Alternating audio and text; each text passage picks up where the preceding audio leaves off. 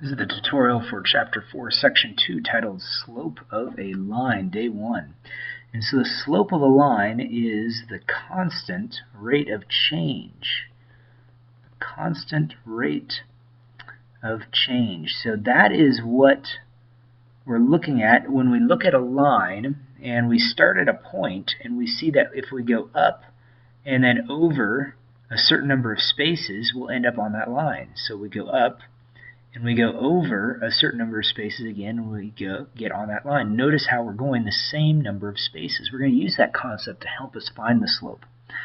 So we can also find the slope using a formula. And when we're talking about slope, we came up with a variable to represent it. We didn't like the letter S because it looks too much like a 5, so we came up with M, probably because mountains have slope, and mountains start with M.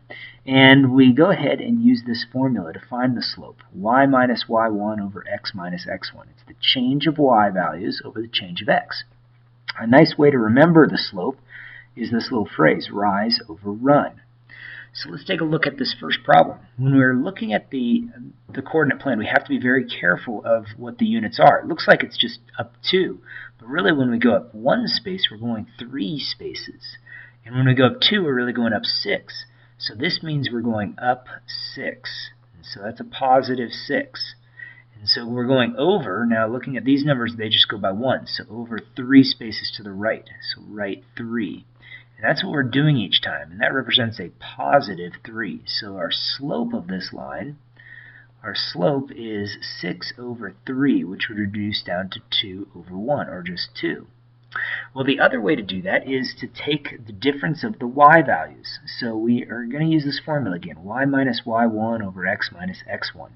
So we subtract the two y values. We do 9 minus 3. So I did 9 minus 3 over, and then since I started with the 9, I got to start with the 2. So 2 minus negative 1. So when I do that work, that gives me 6 over 3 as well, because I added the opposite. And that gives me 2 over 1, which is just 2, the same exact number. So 2 ways to get the same slope. So looking at this one, I could do the same sort of thing. So looking at the numbers on the number line, or on the intervals, they are going by ones. So I'm counting the spaces. I'm going down 1, 2, 3, 4 spaces. So that's down 4. And so if I go down 4, that represents a negative 4. And so I have to go over 1, 2, 3, 4, 5, 6. So I went to the right 6. So whenever I go right 6, that represents a positive 6. So my slope equals negative 4 over 6, or just negative 2 over 3. So again, you can find the slope doing it the other way. We can subtract the y values, negative 2 minus negative 6, so negative 2 minus negative 6 over negative 3 minus 3. So when I do that work, I add the opposite, and I get a 4 over, and then I add the opposite here, I get negative 6. And notice that I can reduce the fraction, I get the same number. However, the number looks a little different because I got the negative sign in the other spot in the fraction, but that's okay. They mean the same thing. So if I had negative 2 over 3, that's the same thing as saying 2 over negative 3. As long as you just have one negative, it represents a negative. So the other way to do it is put the negative sign right in line with the fraction bar. So any of those answers would do fine.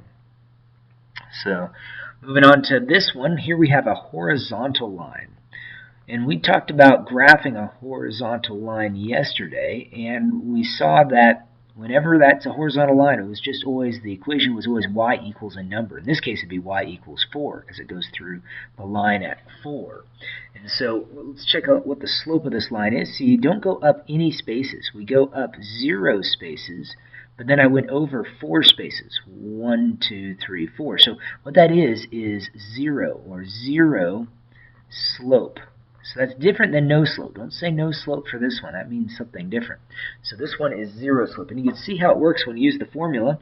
So again, I'll subtract the two y values. It's 4 minus 4 over negative 2 minus 2, which makes negative 4. So 0 over negative 4 gives me the same answer, just 0. And you can see how it works when we do the division like this.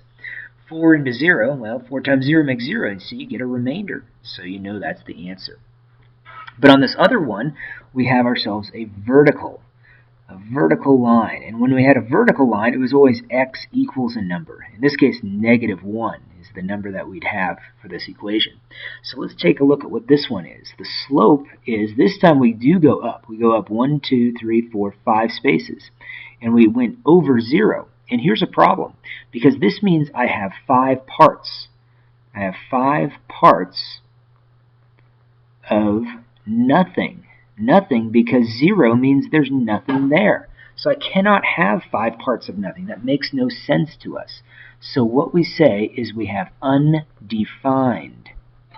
Undefined slope. Sometimes people say no slope. But typically the correct best response would be undefined slope in this case. So whenever we have that vertical line, that's the case we have. Let's move on to the next problem, and that one here we see, and I'll go ahead and pull this up here. We see we have this problem in which it says which staircase, and we can't really quite see that, so let me try to move this over just a bit. There it is. Which set of stairs is more difficult to climb? And so we have staircase 1 or staircase 2. So we're looking at the rise over the run. So I see this one, staircase 1 has a slope of 6 to 10, where staircase 2 has an 8 to 12. And so in this case, notice how I went up 8 and then to the left 12. And it doesn't matter. I'll go ahead and write that down, 8 over negative 12. And so what I'm looking for the one that's more difficult, is going to end up having the slope is going to end up being greater, or at least the absolute value. So let's say that. The absolute value of and then the slope is greater. And I'm going to actually add one more thing, the one with. And then I'm going to add the word with. The absolute value of the slope is the greater one. So that's what we're looking for, the one that has the greatest absolute value. So absolute value is just going to make it positive. And so I go ahead and reduce the slope here. And this number is going to end up being, and now since I've taken the absolute value, this is going to be 5 over 2, or not 5, so let me fix that real quick. It's 3. So 3 over 5. So I divided both those numbers by 2. And then when I take the absolute value of this, it becomes positive, and I divide it by 4, and I end up with 2 over 3. So now I've got to figure out which of these numbers is bigger. So I could do one of two things. I could either divide, I'm changing decimals, or come up with a common denominator. And I choose to come up with a common denominator in this case. And so I'm going to multiply this by 5, or actually by 3 over 3, and I'll multiply this one by 5 over 5. And this makes 9 over 15, where this one is 10 over 15. So I can see that the larger one is staircase number 2, has the greater slope. And it doesn't matter whether it's negative or positive slope, it's got the greater slope. And so the other way, again, to do it is to divide. And I could have divided 5 into 3. And if I do that, add the decimal point, and that would be 0.6 times. And that would go in evenly. And if I did 3 into 2, that would end up being 6 also, but there's some remaining left over. So that would be 0.6, and then I add the 0. And you can see how it's going to end up being repeating decimal. So you can see how this one is still going to end up being larger. So two ways to solve or to come up with which one's greater. So what I would say is staircase 2 is more difficult